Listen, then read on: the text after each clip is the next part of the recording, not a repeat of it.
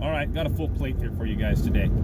Let's talk a little bit about civil rights and justice and all that stuff. And let's pose a question right off the top. We're going to pose a question to all the people that are anybody who watched this video who's protesting as a member of the Black Lives Matter or Antifa or whatever, and they're out there protesting what happened to George Floyd and trying to get justice and all those things.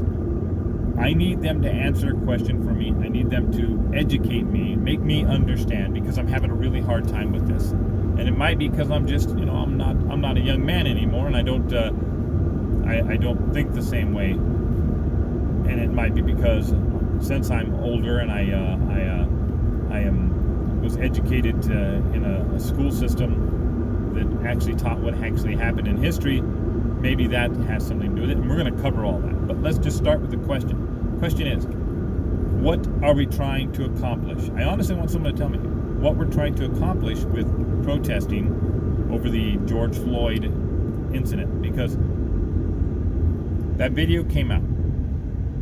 There's nobody that I know, that I've seen, nobody in politics, the president, the Senate, the Congress, nobody is saying, well, maybe this officer was justified in the actions he took. Nobody's saying that. They did a poll, I think Reuters did it, and surveyed something like 3,000 people and asked them if there was any justification for what this officer did, and it came back, public opinion for you, at 100% no. He committed a crime. And everybody believes that about this situation. You had us at hello. So what is the protest about? This police officer and the other police officers that were there also, they're going to end up on trial. They're going to go to a jury. The jury is going to convict him of whatever crime was committed, and then there's going to be a punishment set for what they did. That's what's going to happen. Protest or no protest, that's what's going to happen. So I don't understand what's going on. I mean, you could say, well, they're trying to shine light on it. The light is on it, guys. These videos nowadays, they're everywhere. You can find it. Violence against all kinds of people if you just want to look for it. And this is where I draw on what I know about history and try to contrast it with what's happening today, because a lot of stuff is similar in the way the protest is happening and the way things are going on in the United States. But the big difference is there's no goal. In 1963, when the civil rights movement was going full bore, and there was a marches and all that stuff going on, there was a goal. The goal was to have the government of the United States pass a bill that said, we have the same rights, people of all colors have the same rights as everyone else. In Birmingham, Alabama in 1963, if you were a black man or woman walking around in the streets, there were restaurants you could not go in. There were restaurants you could go in, but you had to go to the side for black people, and then you couldn't sit right next to a white man at the lunch counter. It was illegal in those states, and which was denying someone their right. You couldn't have the same jobs as white people. You couldn't. It's on and on and on. I don't have to tell you this. People should know this. And there was a target, a goal that we're trying to achieve there. And you can look at the protests in Birmingham, because you had an individual, and if I get names and dates wrong, you're going to have to forgive me. His name was Bull Connor, and Bull Connor basically was the commissioner of public safety, I think. And he basically ran the police department and fire department, but for the most part, really ran the city. No one told him what to do. And so when people wanted to protest or have a march there in Birmingham, they had to get a parade permit. was not going to grant them a parade permit. And so they were in violation of the law when they did these marches, and he would just arrest them. So Martin Luther King saw this going on, and it wasn't like it is today. The light was not shining on what was happening there like it would be today. If something like that, there was a state somewhere in this country like that today, that everybody's cell phone would be out, there'd be videos of it everywhere, every day, and people would see it, people would act upon it. It would be very, very short order of getting something done about it. But then, not as many people knew, hardly anyone knew what was happening in Birmingham, Alabama. I mean, they knew what was happening in their particular neck of the woods, and some things made national news, and so did things there. But you know, I think people kind of maybe dismiss it. That's just the South. That's how they are, whatever. But they didn't see the inhumane treatment of people. So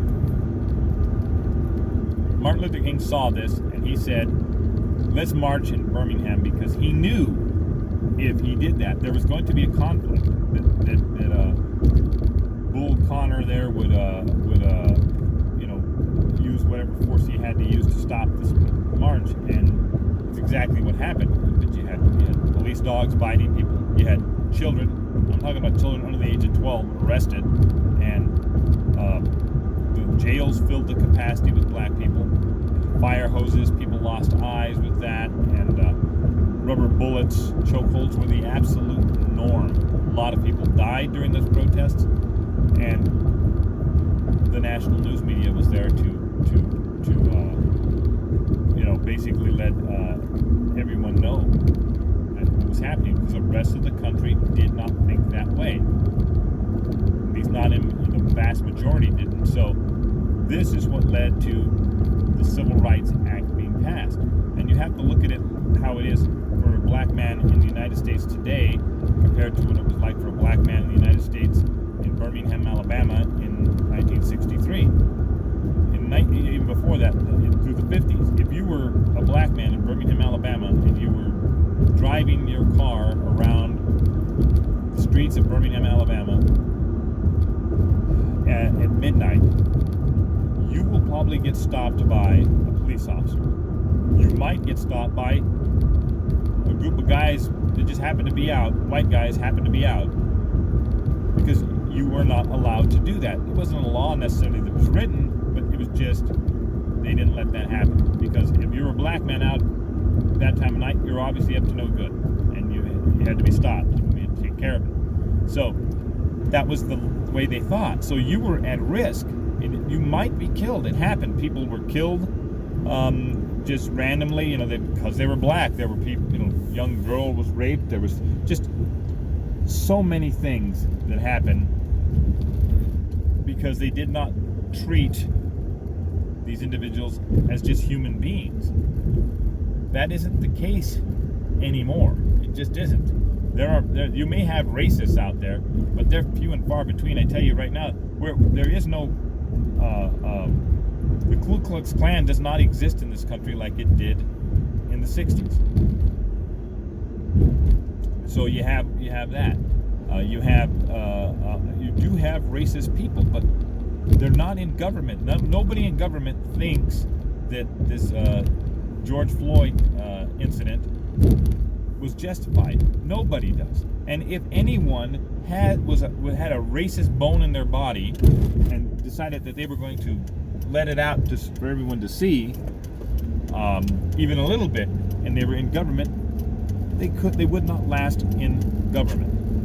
Okay? Because it's just not tolerated anymore. And it shouldn't be. So in the 60s, the Civil Rights Bill was the goal. That's what we were trying to get passed. That's what people wanted. That's what the protests were designed to do, to shine light on what was happening in these southern states and to get that bill passed. Okay? Fast forward to today, I don't see the goal.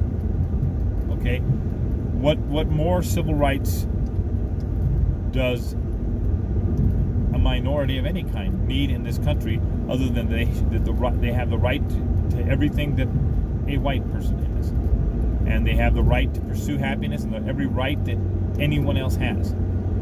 As a matter of fact, I dare say that we're getting to the point where we will stop looking at the color of people's skin. It's going to take time. I'm not there yet, because Black Lives Matter themselves are looking at the color of people's skin. But at some point, we will look at someone, a lot of us here in where I live in New Mexico, because New Mexico is a very diverse state, and we have a lot of things we're way behind the curve on. But one of those things is not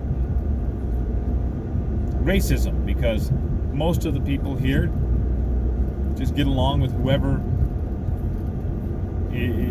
there is. Your neighbor, if your neighbor happens to be black, you don't look at that neighbor because he's black or Asian or whatever. He just happens to be your neighbor, and you'll get along with him for the most part. Another similarity to what I see happen in the 60s is happening now, which makes no sense at all. I mean, we tried it, didn't work. Was hippie communes. You had the hippie communes. They wanted to be their own little community, separate from the government, and they shared everything, kind of a communist manifesto sort of idea of being. And now you have the autonomous zone in Seattle, which just doesn't make any sense, because that autonomous zone in Seattle is existing with outside food, existing with electricity that's paid for by people from electrical company provided from the outside, and all these things. I mean, theoretically, you could shut the power off to that autonomous zone and say, you guys have to pay for this power if you want it, this kind of thing. It doesn't make sense. Again, what is that accomplishing? What are you trying? What are you trying to tell me? What do you want? I mean, you got to want something from this. You just want to live in an autonomous zone? Why didn't you pick a better place? Instead of in that part of Seattle, why don't you go to a beach somewhere and then set up your autonomous zone on the beach and build something there, and then you have this beautiful beach that's your autonomous zone. Again, what are you trying to accomplish? I mean, I kind of understand the idea of having a place where these laws don't apply, because I have many times I have thought, and it would be nice if we could just buy a giant island somewhere and then move everybody who's like-minded there, and you would not and you'd have the laws that would suit those like-minded people, okay? And theoretically, that new country would flourish and be great, and this and that and the other. But that isn't reality. Reality is, this is the United States of America. The United States of America was founded on a particular set of values. And even though those individuals who wrote the Constitution, wrote the Bill of Rights, and wrote all those documents themselves were violating